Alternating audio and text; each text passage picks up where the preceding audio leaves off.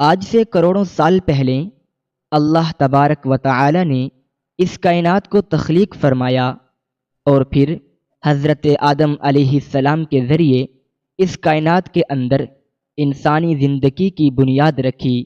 اسی طرح اللہ تبارک و تعالی نے اس روئے زمین کے اوپر بے شمار قوموں کو آباد فرمایا اور ان قوموں کی طرف اپنے بے شمار انبیاء کرام کو مبعوث فرمایا۔ ہر ایک قوم کی طرف مختلف انبیاء کرام ان کی رشد و حیات کے لیے تشریف لائے، یہاں تک کہ 1,24,000 کم و پیش انبیاء کرام علیہم السلام اس روئے زمین پر جلوہ افروز ہوئے، اور پھر اللہ رب العزت نے اپنے حبیب حضرت محمد مصطفیٰ صلی اللہ علیہ وآلہ وسلم پر نبوت کا دروازہ بند کر دیا، اور اب قیامت تک کوئی بھی نبی اس دنیا میں تشریف نہیں لائیں گے۔ پیارے دوستو، اس طرح بے شمار انبیاء کرام اپنے اپنے وقت میں اپنی اپنی قوموں کی طرف آئے اور دنیا سے واپس چلے گئے۔ دوستو، سب سے پہلے آپ اپنے ذہن میں یہ بات بٹھا لیں کہ اللہ کے جتنے بھی انبیاء کرام علیہم السلام اس دنیا میں آئے وہ آج بھی اپنی اپنی قبروں میں موجود ہیں اور بے شک اپنے اپنے مقصد میں کامیاب ہیں۔ حضور نبی کریم صلی اللہ علیہ وآلہ وسلم کی حدیث مبارکہ ہے، اللہ نے زمین پر یہ حرام کر دیا ہے کہ وہ انبیاء کرام علیہم السلام کے جسم مبارک کو کھائے، لہٰذا آج بھی اللہ کے سارے انبیاء کرام اپنی اپنی قبروں میں موجود ہیں۔ لیکن دوستو، ہم آج کی اس ویڈیو میں جن 4 نبیوں کا ذکر کرنے جا رہے ہیں انہیں اللہ تعالی نے اس ظاہری دنیا سے اسی حالت میں اٹھا لیا تھا، تو اس لیے 4 نبیوں نے موت کا ذائقہ نہیں چکھا اور آج بھی وہ الگ الگ مقامات پر موجود ہیں اور زندہ ہیں۔ پیارے دوستو، مختلف روایات اور احادیث نبوی صلی اللہ علیہ وآلہ وسلم کی روشنی میں 4 ایسے انبیاء کرام کا ذکر ملتا ہے جن کو اللہ تبارک و تعالی نے آج بھی زندہ رکھا ہے۔ لیکن یہاں سوال یہ پیدا ہوتا ہے کہ ان 4 نبیوں کو اللہ تعالی نے کس وجہ سے زندہ رکھا ہے اور کہاں رکھا ہے اور وہ کب تک زندہ رہیں گے؟ تو دوستو، آئیے جانتے ہیں کہ یہ 4 انبیاء کرام کون کون سے ہیں۔ پہلے نبی جن کو اللہ تعالی نے موت نہیں دی اور جن کے ہمیشہ زندہ رہنے کا ذکر اللہ تعالی نے خود قرآن مجید میں کیا ہے، وہ ہیں حضرت عیسیٰ علیہ السلام۔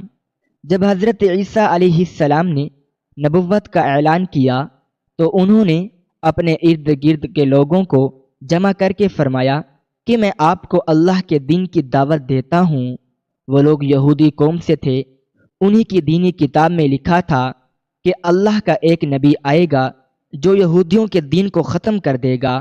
اسی ڈر سے یہودیوں نے آپ کو قتل کرنے کا منصوبہ بنا لیا۔ آپ یہودیوں کو اللہ کے دین کا حکم دیتے رہے پر ان کو اس کی کوئی پرواہ نہ ہوتی۔ جب آپ علیہ السلام کو یقین ہو گیا کہ اب یہ لوگ میری کسی بات کا یقین نہیں کریں گے، جہالت پر ہی رہیں گے، ایک دن آپ نے سب یہودیوں کو اکٹھا کیا اور کہا کہ آپ میں سے کون اللہ تعالی کے دین پر ایمان لائے گا؟ ان میں سے تقریباً 12 یا 19 لوگوں نے حضرت عیسیٰ علیہ السلام پر ایمان لائے اور کہنے لگے کہ عیسیٰ علیہ السلام ہی ہماری بخشش کا ذریعہ بنیں گے۔ باقی لوگوں نے دین اسلام قبول نہ کیا، یہودی ہی رہے۔ ایک وقت ایسا آیا کہ یہودیوں نے آپ کو قتل کرنے کا پکا منصوبہ بنا لیا تھا۔ انہوں نے ایک توتیا نوس نامی شخص کو مقرر کیا کہ وہ آپ کو قتل کر دے۔ جب توتیا نوس آپ علیہ السلام کے پاس جا رہا تھا تو اللہ تعالی نے ایک فرشتے کو حکم دیا کہ جاؤ حضرت عیسیٰ علیہ السلام کو آسمان کی طرف اٹھا لاؤ۔ وہ فرشتہ اللہ کے حکم کی تعمیل کرتے ہوئے آپ کو آسمان کی طرف لے گیا۔ جب آپ آسمان پر پہنچے تو آپ کی ملاقات آپ کی والدہ سے ہوئی۔ آپ کی والدہ نے آپ کو گلے لگا کر پیار کیا تو آپ نے فرمایا کہ اماں جان، اب ہم روز قیامت ہی ملیں گے۔ جب آپ کو زمین سے اٹھایا گیا تو آپ کی عمر 33 سال تھی۔ حضرت جبرائیل علیہ السلام تو آپ کو بدلی کے ذریعے آسمان پر لے گئے۔ پر یہودی باہر کھڑے توتیانوس کا انتظار کرتے رہے کہ کب توتیانوس حضرت عیسیٰ علیہ السلام کو ختم کر کے باہر آئے گا۔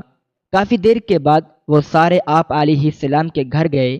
انہوں نے وہاں ایک شخص کو پایا جس کا چہرہ آپ علیہ السلام جیسا ہی تھا۔ انہوں نے اس کو قتل کر دیا۔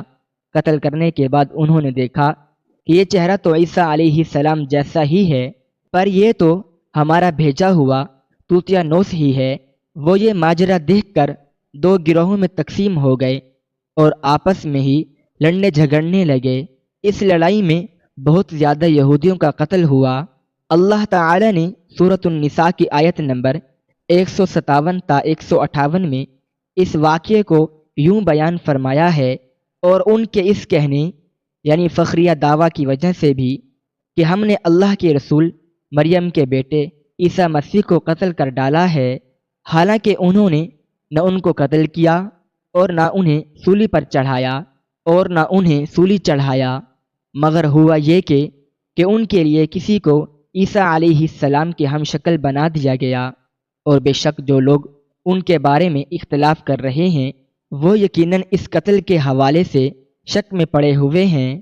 انہیں حقیقت حال کا کچھ بھی علم نہیں مگر یہ کہ گمان کی پیروی کر رہے ہیں، اور انہوں نے عیسیٰ کو یقیناً قتل نہیں کیا بلکہ اللہ تعالی نے انہیں اپنی طرف آسمان پر اٹھا لیا، اور اللہ غالب حکم والا ہے۔ حدیث نبوی صلی اللہ علیہ وآلہ وسلم ہے کہ حضرت عیسیٰ علیہ السلام قیامت سے پہلے زمین پر آئیں گے اور سنت نبی صلی اللہ علیہ وآلہ وسلم کے مطابق زندگی بسر کریں گے۔ آپ علیہ السلام صلیب کو توڑیں گے، دجال کا جڑ سے خاتمہ کریں گے، تقریباً 7 برس تک دنیا میں زندگی بسر کریں گے، اللہ کے دین کو عام کریں گے۔ آپ کو مدینہ کی سرزمین گنبد خضرا میں دفن کیا جائے گا۔ اللہ تعالی نے اپنا وعدہ پورا کیا اور حضرت عیسیٰ علیہ السلام کو یہودیوں کے ہاتھوں قتل نہیں ہونے دیا۔ آپ علیہ السلام کو آسمان کی طرف اٹھا لیا۔ جس مذہب کا یہ عقیدہ ہے کہ حضرت عیسیٰ علیہ السلام قتل ہوئے یا سولی پر لٹکائے گئے، وہ دائرہ اسلام سے باہر ہیں، بلکہ وہ تو کفر کر رہے ہیں۔ پیارے دوستو، دوسرے نبی جن کو اللہ پاک نے ہمیشہ کی زندگی عطا کی ہوئی ہے وہ ہیں حضرت خضر علیہ السلام۔ حضرت خضر علیہ السلام اس وقت دنیا میں تشریف لے آئیں گے جب دجال جہلیت پھیلانے کے لیے نمودار ہوگا۔ حضرت خضر علیہ السلام ان لوگوں کو اللہ کی دین کا حکم دیں گے۔ ایک روایت میں ہے کہ حضور نبی کریم صلی اللہ علیہ وآلہ وسلم اپنے صحابہ کرام کو حضرت خضر علیہ السلام کا قصہ سنا رہے تھے کہ آپ نے فرمایا کہ حضرت خضر علیہ السلام کا باپ ایک بادشاہ تھا جو حضرت خضر علیہ السلام کو اپنی بادشاہت نوازنا چاہتا تھا، لیکن حضرت خضر علیہ السلام کو دنیا کی بادشاہت پسند نہ آتی، تو انہوں نے اپنے والد کی سلطنت کا جانشین بننے سے انکار کر دیا اور اپنے والد گرامی سے ناراض ہو کر جنگل میں جا کر رہنے لگے، جہاں ان کو کوئی بھی ڈھونڈ نہ سکا۔ آپ کا گزر ایک آب حیات کے چشمے سے ہوا۔ اس چشمے سے پانی پی کر آپ تا حیات زندہ رہنے میں کامیاب ہو گئے۔ آپ کے تا حیات زندہ رہنے کا ذکر کافی روایات میں ملتا ہے۔ حضرت انس رضی اللہ تعالی عنہ نے ایک روایت میں آپ کا ذکر اس طرح سے کیا ہے کہ جب اللہ کے نبی صلی اللہ علیہ وآلہ وسلم کا وصال ہوا تو ایک بزرگ سارے مجمع سے ہوتا ہوا آپ صلی اللہ علیہ وآلہ وسلم کی میت کے پاس آ کر رک گیا۔ اس نے کچھ پڑھا اور واپس چل پڑا۔ اس کے جانے کے بعد وہاں موجود صحابہ کرام نے پوچھا کہ یہ کون شخص ہے؟ اس شخص کے بارے میں کوئی علم رکھتا ہے؟ حضرت علی رضی اللہ تعالی عنہ بولے، جی ہاں، یہ حضرت خضر علیہ السلام ہیں۔ حضرت خضر علیہ السلام اللہ کے حکم سے مصیبت زدہ لوگوں کی رہنمائی کرتے ہیں۔ آپ علیہ السلام لوگوں کو اللہ کے حکم کے مطابق زندگی بسر کرنے کا حکم دیتے ہیں۔ ایک روایت میں ہے کہ حضرت خضر علیہ السلام سمندروں میں مصیبت زدہ لوگوں کی مدد کرتے ہیں۔ حضرت خضر بہت نیک اور خدا ترس انسان تھے۔ کچھ روایات میں ہے کہ جو بندہ حضرت خضر علیہ السلام کی کنیت ابو العباس بلیہ بن ملکان اور ان کے آباء و اجداد کا نام یاد رکھے گا تو اس کو مرتے وقت کلمہ نصیب ہوگا۔ حضرت عیسیٰ علیہ السلام اور حضرت خضر علیہ السلام کے بعد تیسرے زندہ نبی حضرت الیاس علیہ السلام کا ذکر ملتا ہے۔ آپ کا ذکر قرآن پاک میں 2 جگہوں پر موجود ہے۔ تفسیر مظہری میں مذکور ہے کہ حضرت الیاس علیہ السلام کو ایک نورانی گھوڑے پر بٹھا کر آسمان کی طرف لے جایا گیا تھا۔ حضرت انس رضی اللہ تعالی عنہ سے مروی ہے کہ میرا اور حضور صلی اللہ علیہ وآلہ وسلم کا گزر ایک پہاڑی سے ہوا۔ وہاں سے گزرتے ہوئے ہمیں ایک آواز سنائی دی، اے اللہ مجھے بھی حضرت محمد صلی اللہ علیہ وآلہ وسلم کا امتی بنا دے۔ یہ آواز سنتے ہی اللہ کے نبی نے مجھے فرمایا، اے انس اس آواز کا پتہ لگاؤ، یہ کون ہے؟ حضرت انس رضی اللہ تعالی عنہ فرماتے ہیں کہ میں جب اس پہاڑی کے اندر گیا تو کیا دیکھتا ہوں، ایک سفید پوش بزرگ اللہ کی عبادت میں مشغول تھے۔ جب انہوں نے مجھے دیکھا تو کہا، اے بندے تو محمد صلی اللہ علیہ وآلہ وسلم کا صحابی ہے؟ حضرت انس رضی اللہ تعالی عنہ نے ہاں میں جواب دیا۔ اس بندے نے کہا کہ میرا سلام حضرت محمد صلی اللہ علیہ وآلہ وسلم کو پہنچا دو، اور محمد صلی اللہ علیہ وآلہ وسلم سے عرض کرنا کہ حضرت الیاس علیہ السلام آپ کو ملنا چاہتے ہیں۔ میں نے واپس آ کر حضرت الیاس علیہ السلام کا پیغام آپ کو دے دیا۔ آپ صلی اللہ علیہ وآلہ وسلم مجھے ساتھ لے کر وہاں چلے گئے۔ حضرت الیاس علیہ السلام کے پاس پہنچے تو میں پیچھے ہٹ گیا۔ حضرت محمد صلی اللہ علیہ وآلہ وسلم اور حضرت الیاس علیہ السلام کافی دیر تک آپس میں بات چیت کرتے رہے۔ اللہ کی طرف سے آسمان سے کھانا نازل ہوا تو حضور صلی اللہ علیہ وآلہ وسلم نے مجھے بھی پاس بلا لیا۔ ہم تینوں نے مل کر کھانا کھایا۔ جب کھانا ختم ہوا تو میں نے دیکھا کہ ایک سفید پرندہ آسمان سے نیچے کی طرف آ رہا ہے۔ وہ حضرت الیاس علیہ السلام کے پاس آیا تو حضرت الیاس علیہ السلام اس پر سوار ہو کر آسمان کی طرف چلے گئے۔ کچھ علماء نے لکھا ہے کہ حضرت خضر علیہ السلام اور حضرت الیاس علیہ السلام ہر رمضان شریف میں بیت المقدس میں تشریف لاتے ہیں اور روزہ رکھتے ہیں۔ حج کے موقع پر حج بھی ادا کرتے ہوئے مکہ مکرمہ میں دکھائی دیتے ہیں۔ یہ دونوں نبی علیہ السلام بر اور بحر میں مصیبت زدہ لوگوں کی مدد کرتے ہیں۔ چوتھے نبی جو ابھی تک زندہ ہیں وہ حضرت ادریس علیہ السلام ہیں کہ جن کے بارے میں زندہ ہونے کی روایات ملتی ہے۔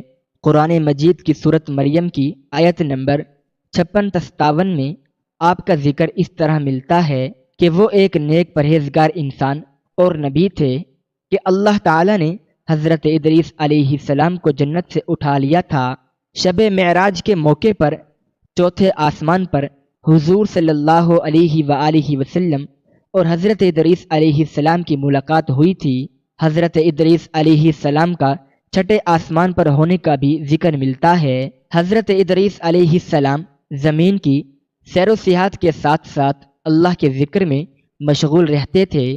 حضرت ابن عباس رضی اللہ تعالی عنہ نے فرمایا کہ حضرت ادریس علیہ السلام ایک درزی کا کام کرتے تھے۔ آپ کپڑوں کی سلائی کرتے جاتے اور اللہ کا ذکر بلند کرتے جاتے تھے۔ جب شام ہوتی تو آپ کی نیکیاں بے تحاشا ہو جاتی۔ زمین پر رہنے والے انسانوں میں سے سب سے زیادہ نیکیاں آپ کی اللہ کے ہاں شمار ہوتی تھی۔ آپ کو زندہ آسمان کی طرف اٹھا لیا گیا تھا، پر آپ نے موت کے فرشتے سے کہا کہ مجھے موت کا مزہ چکھنا ہے۔